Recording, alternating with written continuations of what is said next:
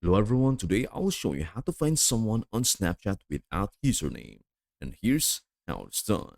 Method 1. Use your contacts. Open the Snapchat app and tap your profile icon in the top left corner.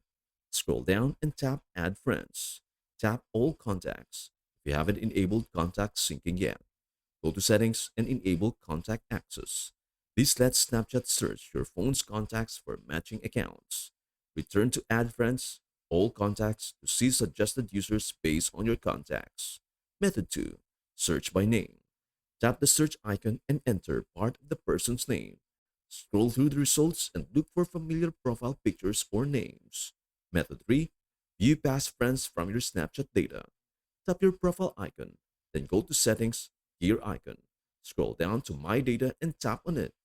Under User Information, look for the Friends section. This includes current friends, block or remove friends. 4. Tap Next, then submit to request your data. You'll receive a downloadable file via email. Open it to view your full history of friends. And that is everything to know about how to find someone on Snapchat without username. Before we end, may I humbly ask you a favor? Please do like, share, and subscribe to our channel. This means the world to us. Thank you so much for watching. We hope to see you in our next video.